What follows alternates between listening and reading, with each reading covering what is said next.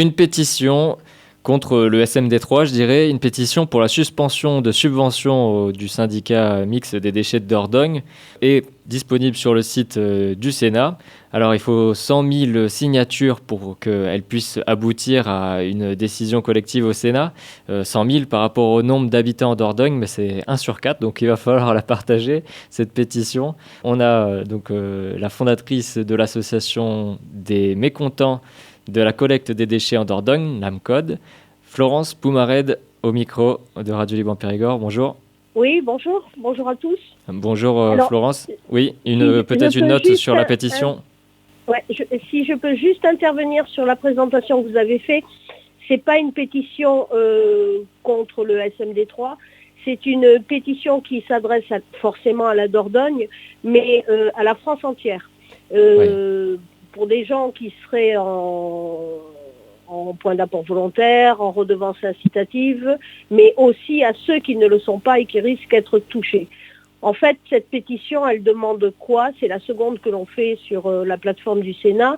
Elle demande à ce que des organismes comme l'ADEME, qui fonctionnent avec de l'argent public, avec notre argent, cessent d'arroser les syndicats. Alors là, on va repartir sur la Dordogne, par exemple, comme le SMD3, en subvention, donc d'argent public, sans aucun contrôle derrière. Oui. On demande au Sénat de se pencher sur qu'ils examinent le fonctionnement de ces organismes qui, gaspillent, pour moi c'est du gaspillage, notre argent, l'argent public, sans aucun contrôle de ce que est fait réellement l'argent distribué. Et des contrôles, il y en a d'ailleurs suite à une sollicitation de la Chambre régionale des comptes de Nouvelle-Aquitaine. Donc la Cour des comptes, c'est national, les chambres régionales des comptes, c'est pour les régions. Et donc la CRC de Nouvelle-Aquitaine a inspecté le SMD3. C'était un des sujets qu'on avait fait un enregistrement avec une autre association d'usagers mécontents, la CLD 24 PSP. Association citoyenne de lutte déchets 24 pour un service public. Donc pour les auditeurs et auditrices qui veulent retrouver des enregistrements là-dessus, cette association ACLD, elle est plutôt basée autour de Périgueux. C'est pour ça qu'on a fait plus d'enregistrements. Vous habitez Ménesplé, donc c'est un peu plus loin, mais on peut s'appeler. Donc quand vous avez des communiqués de presse, vous pouvez nous les envoyer si vous le souhaitez. Sans problème, et merci beaucoup à votre radio. Alors je tenais juste à rectifier un point qui est juste, disons que rendant à César ce qui est à César, la Chambre régionale des comptes a été sollicitée par l'AMCOD. C'est à notre demande qu'il y a eu cet audit. Oui. Alors je dis ça pas pour le CLD 24, mais au moins parce que je sais que la région Aquitaine a revendiqué le fait que c'était grâce à eux qu'il y avait eu cet audit. Pas du tout. Les institutionnels ne cherchaient pas du tout à ce que le SMD3 soit contrôlé. C'est à la demande de l'AMCOD que la Chambre régionale des comptes s'est saisie de faire cet audit. Et là aussi, on était passé par une plateforme citoyenne, la plateforme de la Cour des comptes, où on pouvait soit solliciter la Cour des comptes, soit la Chambre régionale des comptes. Et on avait fait justement une demande de soutien massif pour que on ait un plus grand nombre de personnes qui soutiennent cette demande. Et là, ça a abouti, ça a réussi, puisqu'ils sont saisis et qu'il y a eu un rapport suite à ça. Et oui, et donc qui a en plus bougé les lignes au sein du syndicat mixte des déchets, parce que ça a été évoqué finalement dans ces discussions. Et même prochainement peut-être, donc c'est une autre association qui a demandé ça, mais peut-être qu'il y aura des rediffusions de ces conseils syndicaux avec nos représentants. Donc c'est les élus qui siègent au comité syndical du syndicat mixte et donc qui nous représentent, donc qui pourraient aussi être transparents sur les décisions qu'ils prennent, les discussions qu'ils ont. Nous représentent, pas du tout. Ils sont censés nous représenter, mais malheureusement, ils ne nous représentent pas. Ça, c'est un réel problème, en fait. Ils ne nous représentent pas, mais après, ils ont été élus. Oui. Ah oui, mais ça, oui. On en parlera peut-être. Il y a des municipales qui approchent et c'est aussi aux mécontents de leurs élus de maintenant faire bouger les choses.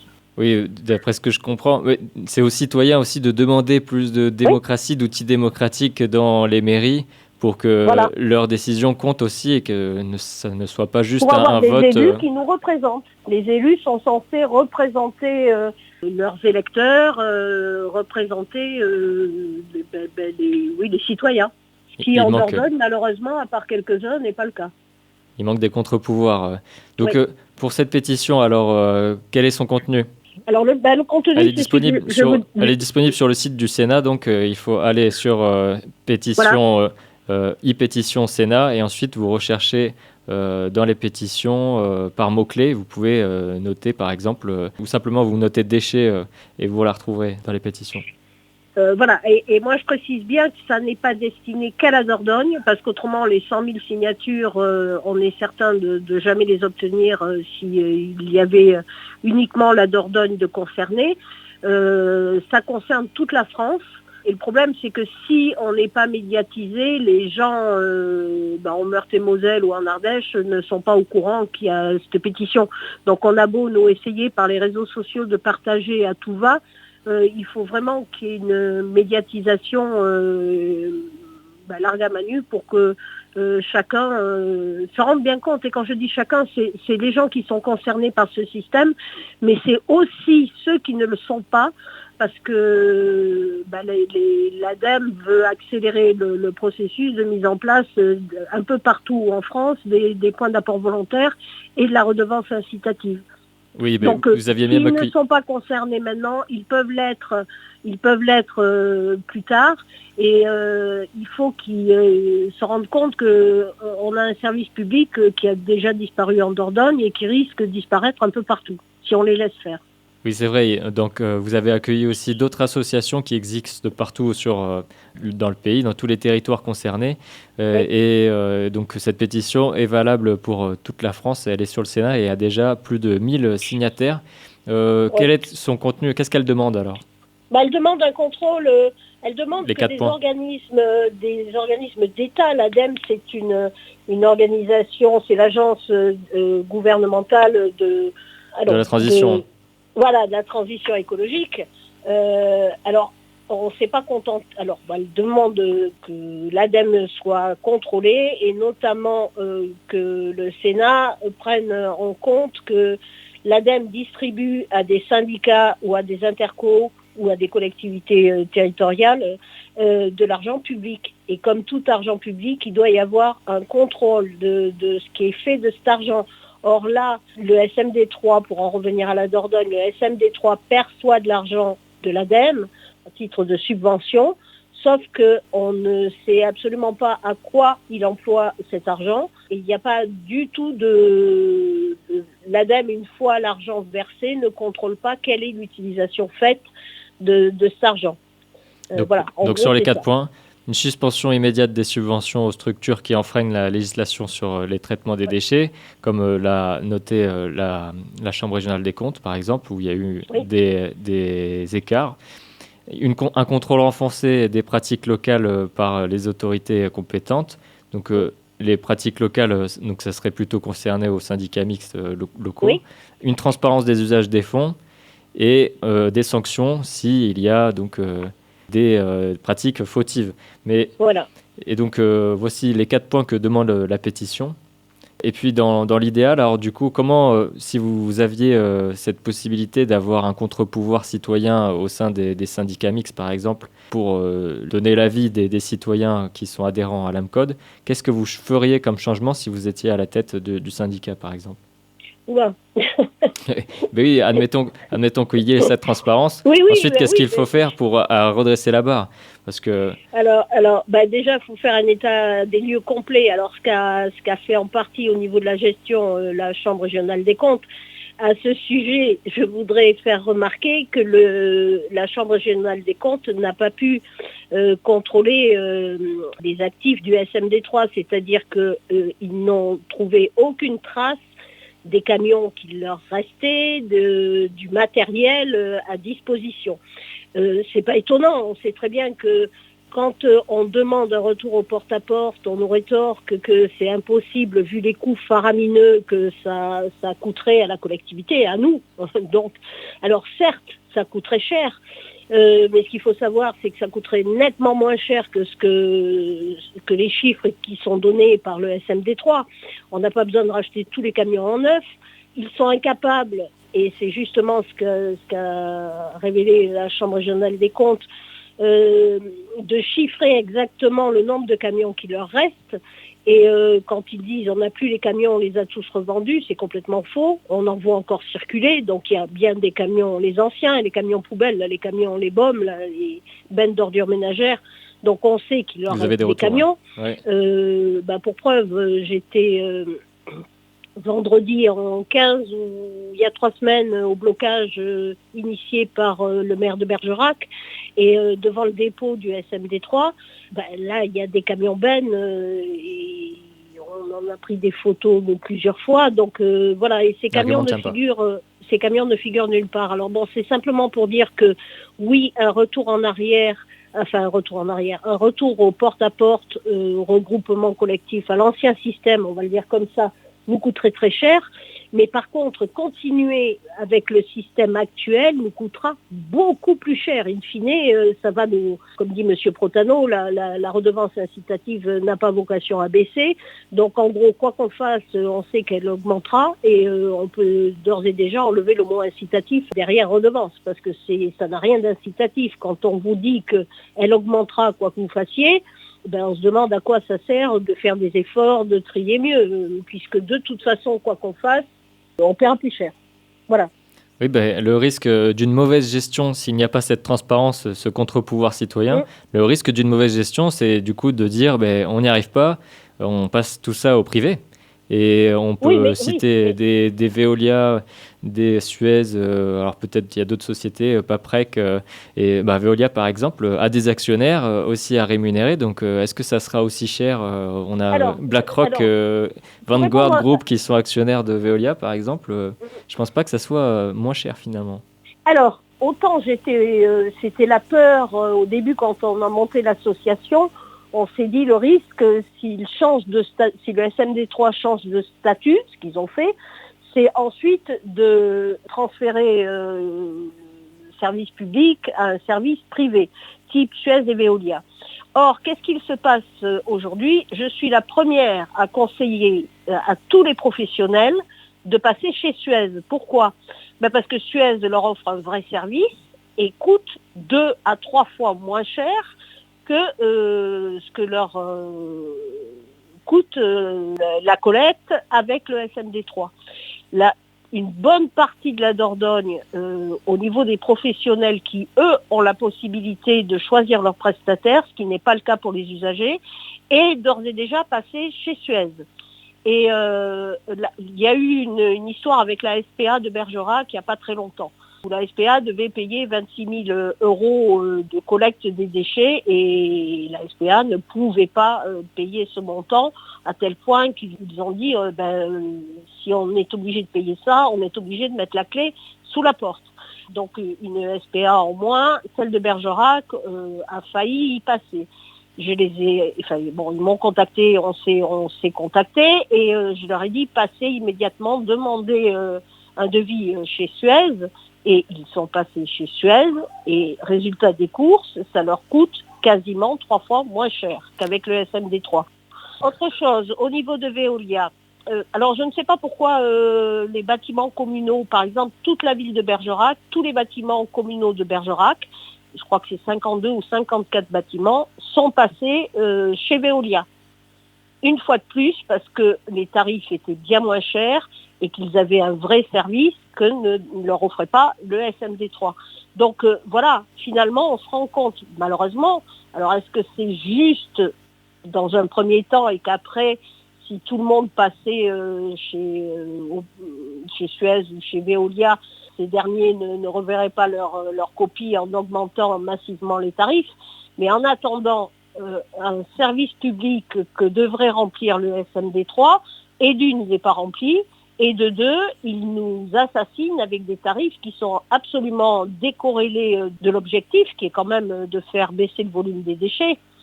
Et alors, juste pour terminer sur ce sujet, quand le SMD3 dit le volume des déchets a diminué en Dordogne, la preuve que les PAV et la redevance incitative fonctionnent merveilleusement bien. Ce qu'il oublie de dire, c'est pourquoi. Parce que c'est vrai, effectivement, le volume a baissé pour le SMD3. Mais pourquoi ? Parce que déjà, il a perdu une bonne partie des professionnels. Déjà, les métiers de bouche, ils sont plus au niveau du SMD3. Ils ont tous filé à la concurrence. Et ça, ces chiffres, ils ne rentrent plus dans les chiffres du SMD3. Et au niveau des usagers, la Dordogne est un département qui est grand et qui est le département, je crois, en France, qui a le plus de départements limitrophes. On est entouré par 6 ou 7 autres départements. Que font les frontaliers, on va dire, de ces autres départements ? Ils vont jeter leurs poubelles en Charente, en Lot-et-Garonne, voilà. Et alors, on a même un chiffrage au niveau de la Charente avec le syndicat Qualitum, qui a estimé le volume des déchets qu'il a traités supplémentaires des déchets venant de la Dordogne de plus de 15%. Donc voilà, ça c'est des chiffres que maintenant les autres sont obligés de traiter, mais que le SMD3 n'a plus. Donc vous seriez pour finalement une privatisation de ce service public ? Non, je n'ai pas dit ça.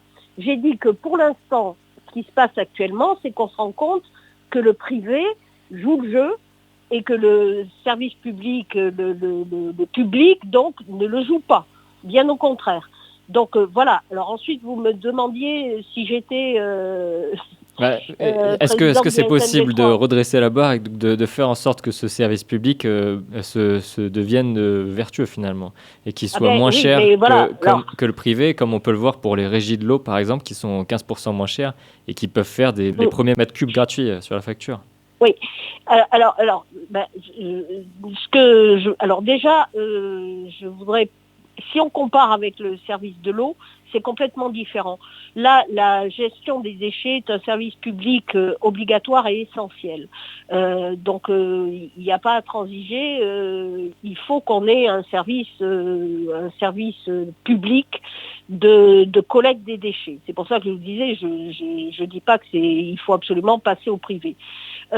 Donc, qu'est-ce qu'il faudrait faire ? Déjà, dans un premier temps, et on va inciter les gens via la campagne des municipales, on a la possibilité d'avoir un rôle essentiel avec ces municipales, qu'on n'a pas pu avoir en 2020 parce que tout le monde n'était pas encore au courant, n'était pas encore impliqué.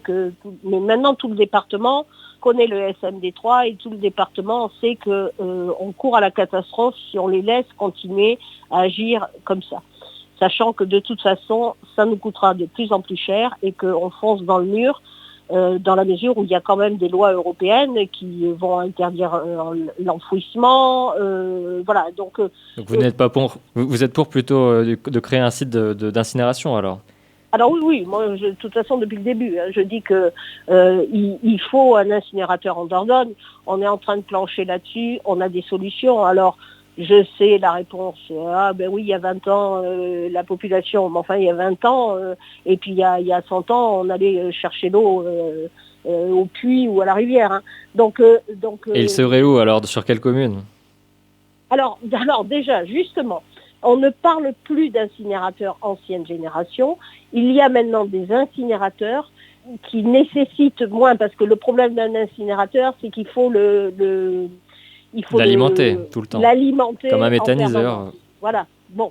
Donc, dans un département comme la Dordogne, ça semble compliqué d'avoir un seul incinérateur de grosse capacité. D'autant plus que les incinérateurs de grosse capacité, on entend ça pollue, alors bon, de moins en moins, certes, et c'est surtout les incinérateurs à basse température. Maintenant, les nouvelles technologies sont des incinérateurs à haute température avec des filtres plus qui ne rejettent quasiment rien dans l'atmosphère. En tout cas, moins que ce que peut dégager une décharge comme on en a à Saint-Laurent-des-Hommes. Ensuite, il existe des petites unités qui ne coûtent pas très cher puisque c'est de l'ordre de 10 millions d'euros. Donc à l'échelle d'un département, c'est quand même... Il en faudrait combien ? Et les mettre où, du coup? On pourra en avoir deux. On pourrait en avoir un peu plus en les mutualisant avec justement les départements limitrophes. Voilà, et ce sont des incinérateurs qui sont couplés obligatoirement avec des unités de méthanisation, de biogaz, et donc on pourrait en plus récupérer l'énergie, mais je veux dire, on n'invente rien, ça existe. Donc pourquoi ne pas se tourner, et le plus rapidement possible, en plus, là aussi, quand on dit la construction d'un incinérateur, ça va prendre du temps. De toute façon, plus on attend, plus on recule l'échéance. Mais là, on parle plus en dizaines d'années de mise en service. On parle de quelques mois, voire une année entre le début de la construction et la mise en œuvre de l'incinérateur. On en a parlé avec M. Priolo, qui est le maire de Bergerac, qui se préoccupe vraiment du sujet et qui, lui, depuis le début, n'a jamais varié, réclame un incinérateur, se bat contre le SMD3, se bat contre ce système de collecte qui est complètement inadapté à nos territoires ruraux.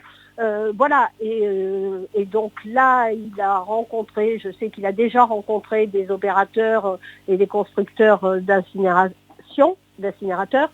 et on est en relation constante avec lui pour essayer de proposer quelque chose et de mettre en place déjà une première solution qui serait l'incinération et plus l'enfouissement. Ça, c'est un premier point.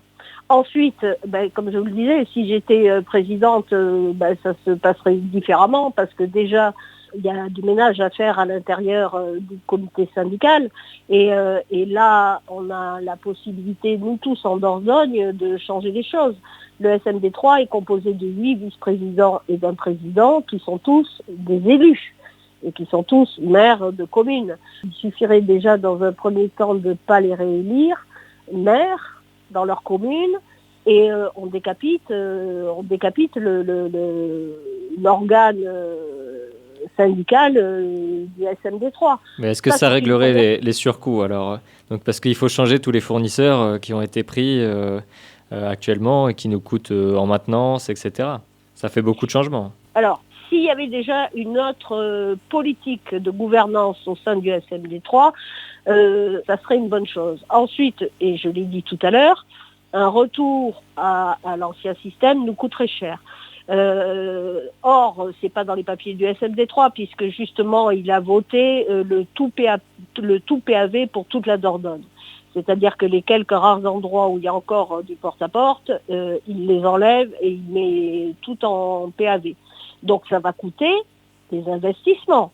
C'est-à-dire qu'il va falloir retirer les bacs personnels à ceux qui les ont encore pour racheter des lignes de PAV et les installer là où aurait été enlevé le porte-à-porte. Mais les bacs, les trois quarts des gens les auront encore. Donc si on revenait à l'ancien système, il n'y a pas toute une flotte de bacs personnels à réacheter, ou des bacs à roulettes à réacheter pour toute la Dordogne. C'est complètement faux. Ce matériel-là, il existe. Alors, il faudrait peut-être le compléter, parce qu'il y en a qui est parti au recyclage. Et en plus, c'est très compliqué à recycler, parce que c'est pas du plastique recyclable. Et la Dordogne ne recycle pas ce genre de plastique. Mais il en reste encore. Les gens, pour la plupart, conservaient leurs bacs personnels. Et ensuite, ce que je vous disais, au niveau des camions, oui, il y aurait à réacheter, mais on sait que le SMD3 achète sur catalogue et qu'en neuf. Et que le prix des camions que M. Protano nous sort en nous disant il nous faudrait racheter 30 camions à je ne sais plus, à 200 ou 300 000 euros le camion, mais c'est complètement ahurissant. Juste pour info, Qualitum, le syndicat de Charente, fonctionne avec des camions bennes loués en location, voilà, ou d'occasion. Il y a un marché de camions d'occasion, on rachète pas en neuf, on rachète les quelques camions qui manquent pour reconstituer la flotte qu'il y avait auparavant, et sur ces camions, puisqu'on peut l'installer sur tous les camions, on installe un système de pesée embarquée, qui fonctionne correctement maintenant, et ce que vous jetez dans votre poubelle est pesé, et vous payez uniquement le prix de ce que vous jetez. C'est-à-dire, vous jetez rien, vous payez l'abonnement, forcément, ça c'est normal, mais vous n'avez pas un nombre limité de levées ou d'ouvertures ou quoi que ce soit. Vous ne payez que ce que vous jetez. Alors ça veut dire qu'il y a un contrôle à l'adresse ou sinon la mise en place de cartes à puce sur les poubelles. Sur les poubelles. Voilà, sur les poubelles, vous avez une puce et quand le camion lève cette puce, il y a le système informatique, c'est exactement à qui correspond la poubelle qui est en train d'être vidée et le poids qui est vidé. Voilà. Je voulais juste dire, puisqu'on a parlé de l'ADEME au début et que notre pétition s'adresse à l'ADEME, le président de l'ADEME, M. Wasserman, habite à une résidence en Alsace. Et M. Wasserman dit et répète que pour avoir un tri bien effectué, il n'y a que le porte-à-porte qui peut fonctionner. C'est-à-dire il n'y a pas de tri correctement effectué sans porte-à-porte. Ça, c'est une première chose. Et pour quelle raison ? Si on jette sur une benne collective, ça ne peut pas être bien trié, selon le président de l'ADEME ? C'est tout simplement parce que la plupart des gens n'ont plus accès à jeter leurs poubelles tout seuls. Quand vous habitez à 3 km oui, ils ne le font pas. Oui. Et ça crée des décharges sauvages.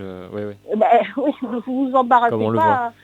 Voilà, alors qu'auparavant, d'ailleurs, la Dordogne était un département qui triait massivement. On avait plus de 84% de bons tri. Là, maintenant, c'est pas compliqué, on les a les chiffres. Le SMG3 est passé d'un chiffre excellent en matière de tri à plus de 50% de refus de tri, c'est-à-dire de mauvais tri qui arrive à Coulommiers sur la chaîne de tri. Donc, on sait très bien que ce système de points d'apport volontaire a augmenté le mauvais tri, mais n'a absolument pas été dans le bon sens. Et le président de l'ADEME recommande aussi d'autres choses ? Le président de l'ADEME dans sa commune, en Alsace, non seulement il a la collecte au porte-à-porte, mais en plus, c'est une pesée embarquée et la redevance est au poids. C'est ce que je vous disais, ce qu'on réclame. Tout à fait. Donc, par exemple, pour les résidences secondaires, vous avez une carte, donc vous avez votre badge. Vous passez un coup de fil quand vous savez que vous allez arriver dans votre résidence secondaire pour 2 jours, 1 mois, 6 mois, le nombre de temps que vous voulez, pour réactiver votre carte et quand vous repartez, vous leur dites je suis là de telle date à telle date, la carte est désactivée à la date de départ. Et donc vous payez réellement ce que vous jetez. Là, on peut vraiment parler d'un service efficient puisque la facturation est corrélée réellement à votre comportement au niveau de vos poubelles. Si vous sortez votre poubelle tous les jours, vous serez collecté tous les jours. Mais limiter un nombre d'ouvertures ne fait pas baisser le volume des déchets. C'est complètement ridicule, c'est se voiler la face. C'est pas parce qu'on enlève des poubelles que d'un seul coup, il n'y a plus de déchets. Voilà, il y en aura toujours, on a des déchets contraints. Et moi, ce qui me catastrophe, c'est le nombre de témoignages de personnes qui tendent vers le zéro déchet ou qui sont au zéro déchet et qui nous disent et c'est terminé, elles ne font plus du tout d'efforts on a perdu les bons gestes que l'on avait par leur ineptie.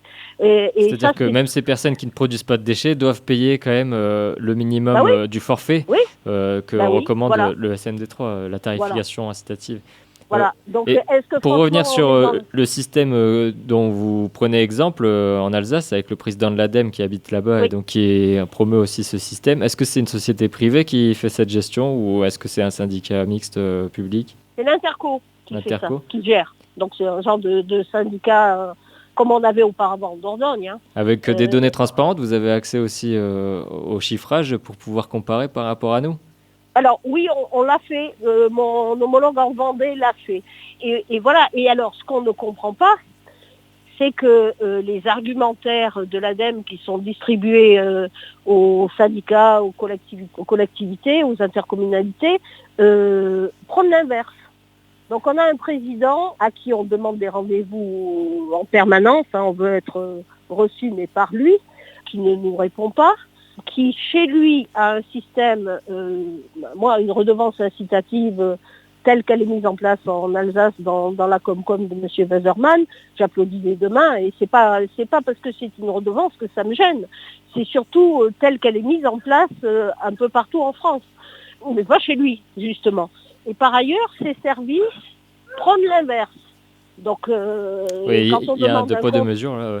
Et il y a deux poids, deux mesures, avec des argumentaires qui forcent, et justement, c'est pour ça qu'on demande ce contrôle-là de l'utilisation des subventions distribuées par l'ADEME, parce qu'ils savent, on ne peut pas dire qu'ils sont complètement stupides, ils savent très bien que ce système ne fonctionne nulle part où il est installé, à part en Alsace.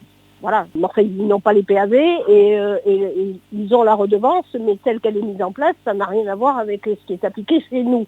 Et comment ça se fait que l'ADEME, l'agence elle-même, recommande et préconise à grands coups de millions de continuer à mettre un système PAV redevance incitative, tel que c'est appliqué chez nous, en Vendée, en Ardèche, enfin bon, un peu partout, alors que, ça très bien, les chiffres que fournit par exemple le SMD3, c'est du pipeau. On leur demande, on l'a demandé à la Chambre régionale des comptes, qui n'a pas mis dans son rapport que ce système était vertueux, que ça fonctionnait et que tout allait bien. Bon, ça c'est le discours de M. Protano, mais la réalité, elle est quand même tout autre.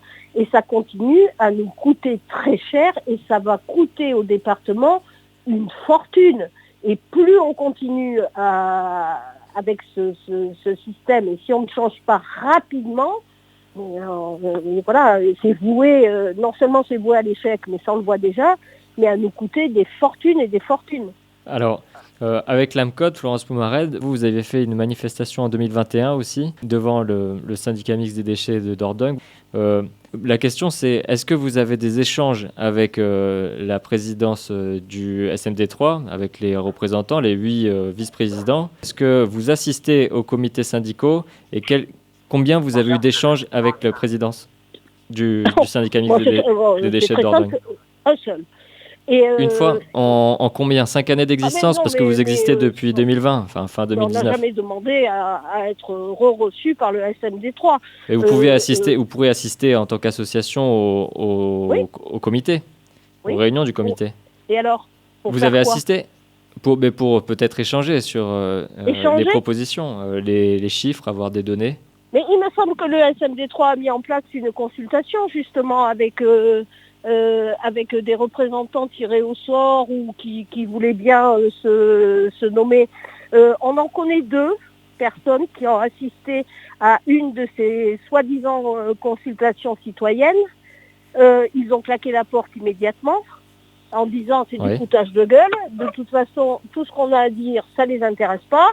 Et voilà, et la discussion avec le SMD3, si le SMD3 était transparent et voulait vraiment dialoguer avec nous, avec les associations, avec les usagers, ça se saurait.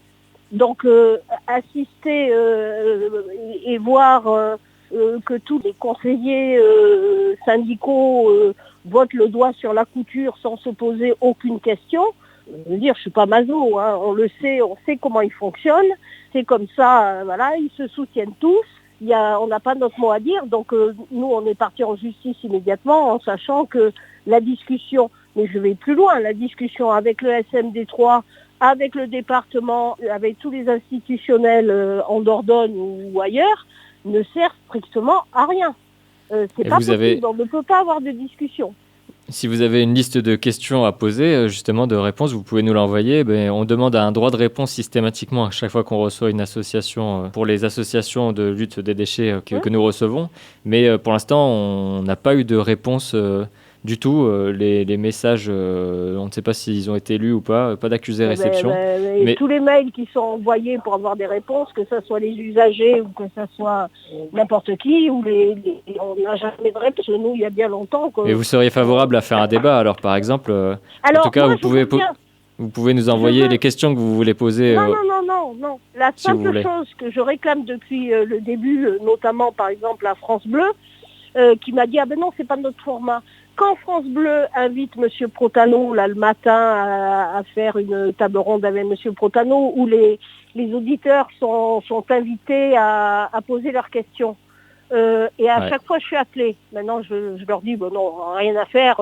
Si c'est juste pour me donner la parole 10 secondes, invitez-moi, échangeons avec Monsieur Protano. Le jour où il y aura un vrai débat et où je vais me retrouver face à Monsieur Protano, là, j'y vais, j'y cours, de suite.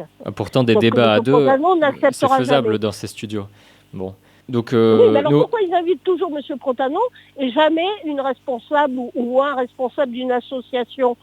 Et là, Monsieur Protano aurait l'occasion d'être simple auditeur et de poser ses questions. c'est Pourquoi peut-être c'est parce qu'il y toujours a un dans l'autre refus, sens? mais ça, je ne peux pas me Non, non, positionner non, mais je là-dessus, je sais ne que sais vous ne pas. pouvez pas vous positionner, que vous le feriez volontiers si vous pouviez. Voilà, donc mais on sait très bien que le dialogue n'est absolument pas possible, que Monsieur Protano est sur sa ligne de conduite et qu'il n'en changera pas. Et à mon avis, très honnêtement, c'est uniquement la justice qui va l'obliger à revoir sa copie. Il n'y a pas d'autre. Alors si, il y a les élections. Voilà. Si on sortait toutes ces personnes qui ne sont là que pour... alors là, je ne veux pas être accusée de diffamation, mais disons que l'intérêt général, il est un petit peu... On se demande si vraiment ça fait partie de leurs préoccupations. Et ça, je le déplore, mais je le déplore depuis 6 ans, quoi. Bon, alors, donc une fois vous avez eu quand même un échange, et comment s'est terminé cet échange? Très bien. C'était le premier, il venait d'être élu, c'était en 2020, je crois, et septembre ou novembre, enfin fin d'année 2020, juste après son élection, où il a accepté de nous recevoir. Alors on avait déjà eu, avant que Monsieur Protano soit élu, on avait rencontré Monsieur Marty. Bon, je passe sur Monsieur Marty, hein, voilà. Et ceci dit, ça avait été cordial. On avait eu des tas de promesses qui, bien évidemment, n'ont jamais été tenues. Et avec Monsieur Protano, Madame Forgeneuf, qui n'est plus au SMD3 maintenant, mais qui était vice-présidente, ça avait été cordial, il nous avait écoutés, voilà, il voulait mettre en place des tables rondes, on lui avait dit non, ce que l'on veut c'est des actes, c'est pas de la parlotte parce qu'on n'y croit plus, mais on était d'accord pour faire une première réunion que l'on a faite. Et là, M. Protano a décliné, ne s'est pas présenté, parce qu'un radio est allé sortir ce que je lui avais dit sur M. Protano en off. Bon, c'est la seule chose qu'il a sorti. Ouais, okay. Ouais, voilà. Et donc, bon, je comprends que M. Protano n'ait pas voulu assister à cette réunion, mais là encore, ça n'a jamais débouché sur quoi que ce soit. Ça n'a jamais débouché. C'est-à-dire que oui, mais vous comprenez, et puis c'est compliqué, et puis on peut pas, et maintenant qu'on est engagé, voilà, c'est exactement la réponse de nos élus. Ah, si on avait su, mais on a été mis devant le fait accompli. Ou alors d'entendre ce que M. Protano dit sans arrêt, oui, mais on est obligé, c'est la loi. Non, la loi n'a jamais imposé ce système ridicule et absolument contre-productif. C'est pas ça qu'elle impose, la loi. Sauf que quand on dit ça à des personnes un peu crédules ou qui n'ont pas le temps d'aller fouiller plus loin que ce qu'on leur dit, les élus, je sais qu'il y a beaucoup de maires de petites communes, quand le projet leur a été présenté en disant mais de toute façon on est obligé, on n'a pas d'autre choix, c'est la loi, bon, ils ont transféré, ils ont signé et puis voilà. Après les présidents de Comcom, je pense qu'ils étaient un peu plus au courant, mais que bon, ce qu'ils ont vu, c'était pas forcément l'intérêt général et voilà. Voilà pourquoi en fait on en est là. Hein. C'est aussi bête que ça. Hein. Donc les élus, quand ils sentent qu'ils traitent des sujets clivants où la population est partagée, 50-50, ils ont des outils à leur disposition. Le référendum local existe. Il y a aussi la possibilité de créer, pour pas cher, des plateformes de pétition sur les sites des mairies où les citoyens peuvent du coup se prononcer sur des propositions. Et après, on peut aussi animer des débats sur telle ou telle trajectoire, tel objectif que devrait porter tel ou tel sujet. Donc pour ça, l'action citoyenne a encore beaucoup de travail à faire. Vous, avec l'association des mécontents de collecte des déchets en Dordogne, à l'AMCOD. Vous avez mobilisé combien d'adhérents? Et puis on peut aussi donc rappeler votre site internet et comment s'inscrire, comment aider. Alors sur Facebook, on est à 18 000 ou quelque chose comme ça. Et ça, c'est le nombre de personnes qui ont rejoint le groupe. Mais on n'en a pas autant, mais on a, je crois, 5 ou 6 000 qui n'ont pas rejoint, mais qui commentent. Mais bon, ils ne sont pas marqués dans le nombre.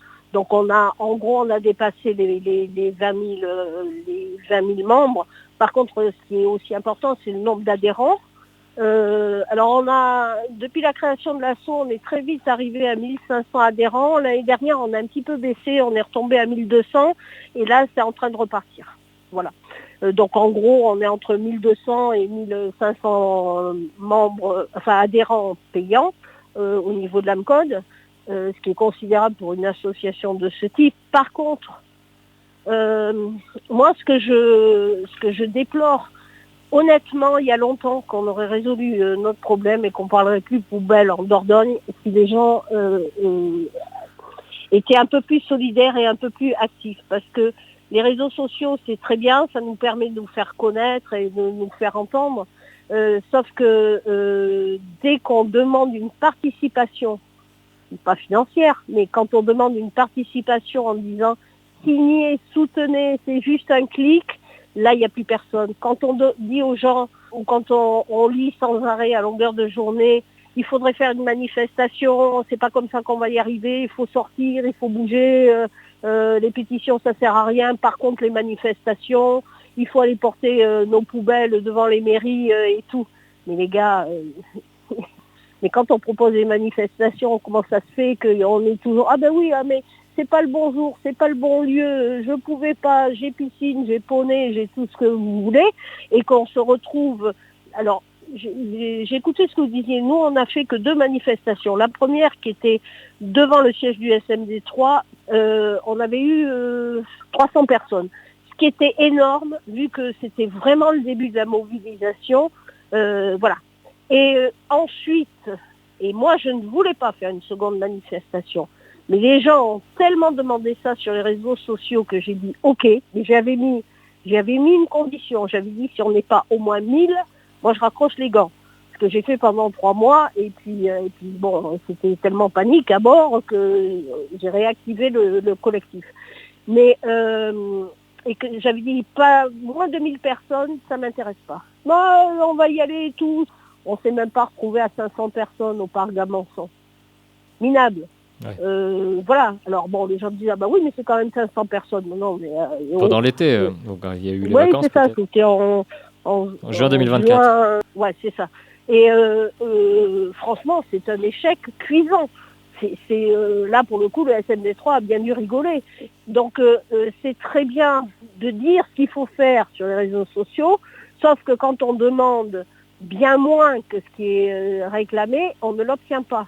Et si on avait été tous solidaires et tous parlé d'une même voix dès le début, c'est bon, hein. Donc c'est pour ça que quand on me demande combien vous êtes et tout, en gros ça reflète absolument pas la réalité, parce que beaucoup de gens nous soutiennent et sont d'accord. Quand vous avez dit 50% qui sont pour, 50% qui sont contre, moi je n'ai pas rencontré, à part des personnes du SMD3 et même pas leurs employés, hein, mais voilà, je veux dire 95% des usagers en Dordogne sont contre ce système. Et oui, alors bon, c'était pour d'autres types de pétitions, hein, donc parce qu'il y a les élections municipales qui arrivent, que le principal c'est de garder comme objectif la démocratie, les outils pour que la démocratie s'exerce et ne pas laisser des personnes en impunité. Oui, mais la démocratie, c'est très compliqué. On nous met des bâtons. Alors, je vais vous dire, je suis bien placée pour le savoir. Moi, je me présente. Je vais me présenter au municipal. Là, sur une liste à Ménesplet, par exemple. Oui. Voilà. Bon, mais quand on voit ce qui est demandé pour se présenter, mais tout est fait, alors avec le système de parité, tout est fait pour que l'usager lambda ne puisse pas y arriver. Il faut se battre comme des malades pour arriver, ne serait-ce qu'à monter sa liste et ensuite à la déposer et qu'elle soit jugée recevable. Voilà, tout est... Comme quoi, par exemple? C'est parce qu'il y a un nombre trop important de Bon, co-listés déjà, sur la l'histoire de liste? la parité, là, l'histoire de la parité, comme si on choisissait des gens compétents en fonction de leur sexe, c'est complètement ridicule. Mais il y a d'autres Euh, critères? euh, Il y a d'autres critères contraignants pour former une liste? oui, alors moi, j'ai pas exactement compris, parce qu'on peut se présenter si on n'habite pas la commune, mais par contre, il faut payer soit des impôts sur la commune, ce qui me paraît un peu bizarre si on n'y habite pas, de payer des impôts locaux. Si on a un commerce sur la commune, du coup, on connaît un peu la vie de la commune. Ça paraît Oui, logique. oui, d'accord. Mais enfin bon, alors là justement, on a on a un président de Comcom dans le 24 700 qui s'est présenté alors qu'il n'habitait pas la commune. Là, il revient sur sa commune. Enfin voilà, disons que ceux qui sont déjà aux manettes, ça leur pose pas de problème. Par contre, nous, quand on veut accéder au même rang qu'eux, on est quand même sacrément empêché, c'est franchement pas facile. Donc ça c'est une première chose. Et alors pourquoi j'y vais? Tout simplement parce qu'à force de taper sur tous les maires, je me dis oui, mais je vais aller assumer jusqu'au bout et je vais y aller et démontrer qu'on peut très bien agir différemment, dénoncer les pressions. Si vous saviez le nombre de maires, moi en Dordogne, j'ai rencontré personnellement au moins 300 maires. Hein. Ouais. Donc j'ai quand même une petite maintenant connaissance du sujet et comment nos élus fonctionnent. C'est pas du tout ce que j'ai envie de mettre en place moi, mais alors c'est l'opposé.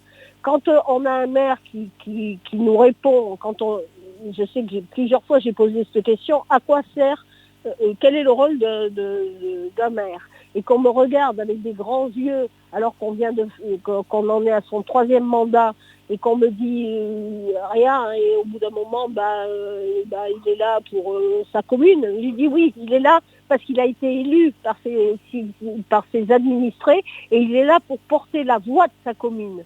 Et qu'est-ce qui se passe en réalité? En fait, les maires appliquent ce que leur demandent les présidents de Comcom. Pour moi, c'est pas de la démocratie. Et qu'on me répond, mais on est bien obligé de faire ça parce que le jour où on a un trou dans la voirie, le président de la Comcom va nous répondre, ton dossier, si tu votes pas ce que je t'ai demandé de voter, ton dossier il passera aux oubliettes ou en dessous de la pile.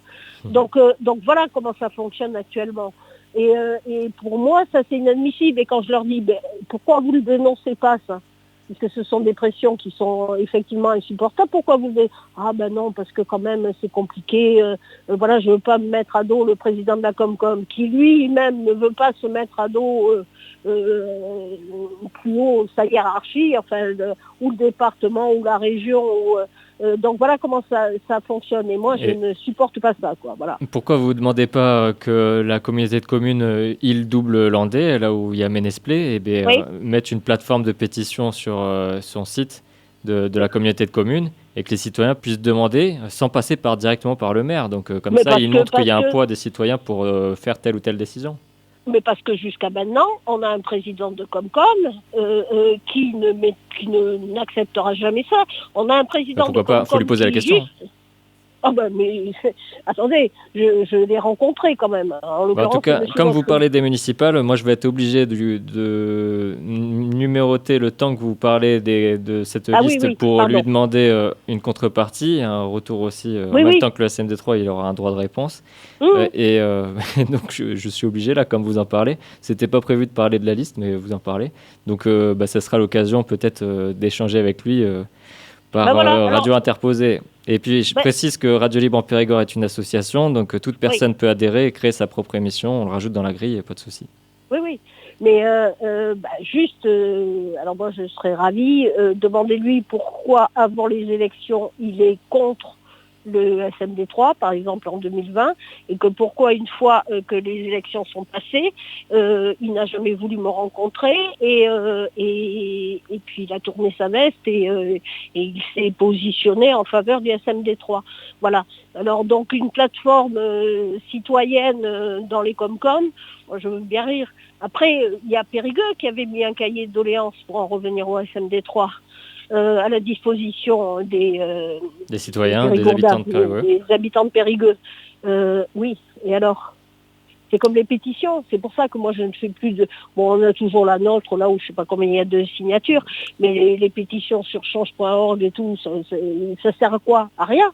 Oui, mais regardez, les pétitions sur l'Assemblée nationale, c'est convenu dans le règlement intérieur que ces pétitions doivent être, à partir de, comme pour le Sénat aussi, à partir de 100 000, eh bien, elles sont traitées en conseil communautaire, en assemblée. Elles sont recevables parce qu'on ne peut pas créer 50 comptes pour c'est pareil, signer. c'est pareil avec le droit d'interpellation qui a été mis à Bordeaux, donc il suffit dans le règlement de l'inscrire noir sur blanc que ça doit être traité en conseil, ce genre de choses. Il ne faut pas croire que les pétitions puissent déboucher sur rien. Ça s'écrit noir sur blanc, ce genre de choses.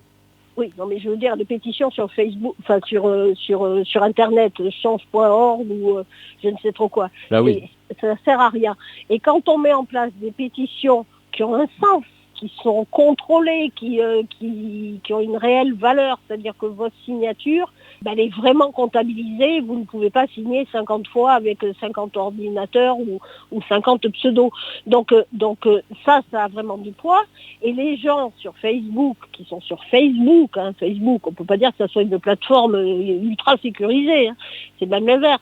Et nous disent « Ah, mais moi, je ne peux pas signer parce que je ne veux pas donner des informations personnelles. » Mais bon sang, c'est un site où de toute façon, si maintenant, avec la dématérialisation, les gens sont pratiquement obligés de payer leurs impôts en ligne, ou consulter. Enfin, je veux dire, c'est France Connect, on signe via France Connect. C'est, on a... France Connect.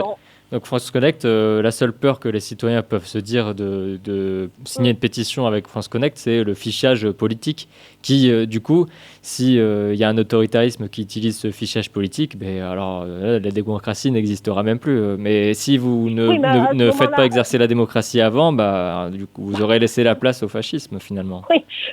Oui, mais alors là, oui, mais dans ce cas-là, je veux dire, on n'a plus qu'à se tirer une balle dans la tête, parce que vu comment on est parti, non. Si on craint même des plateformes où il faut se connecter avec France Connect, mais dans ce cas-là, il faut surtout il y a toujours l'espoir. Ne pas avoir Internet, déjà, et d'une, ne payer qu'en liquide, et puis vivre, ne pas avoir l'eau et l'électricité, parce que de toute façon, on est déjà tous fichés. Donc, hier, c'est pas parce qu'on va signer une pétition sur la plateforme du Sénat ou sur la Chambre régionale des comptes ou que sais-je, que ça va changer grand-chose. Surtout que là, on s'est adressé à des gens qui sont sur Facebook. Donc ces outils peuvent être mis en place localement. Est-ce que vous avez d'autres points que vous voulez traiter avec le président de la Comcom, qui sera maintenant votre opposant ? Non, mais là, on en reviendrait à la campagne. Non, mais interrogez-le sur ce que je vous ai demandé et pourquoi on dit blanc un jour avant les élections et que ça se transforme en noir juste après. Et puis voilà, mais mon président de Comcom actuel n'est pas pire que tous ceux que j'ai rencontrés, parce que là, franchement, au niveau des présidents de Comcom ou d'agglomération, on va dire que j'en ai rencontré un seul qui soit favorable à l'écoute de ce qui se passe dans sa Comcom. Voilà. Bon, Florence Poumared, je rappelle que vous êtes la fondatrice de l'AMCODE, l'association des mécontents de la collecte des ordures des déchets en Dordogne.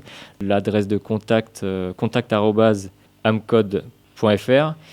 Et à suivre donc l'actualité avec le droit de réponse du SMD3 s'il y en a un. Et puis en attendant, si vous avez d'autres communiqués de presse, on fera d'autres enregistrements. C'est très gentil et surtout que les gens essaient de relayer un maximum la pétition parce qu'il n'y a qu'en étant solidaires et tous ensemble qu'on peut faire bouger les choses. Donc la pétition au Sénat avec déjà 1000 votants sur le site pétition.sénat.fr. Voilà. À retrouver sur ce site. Merci Florence Poumared. Surtout merci à vous.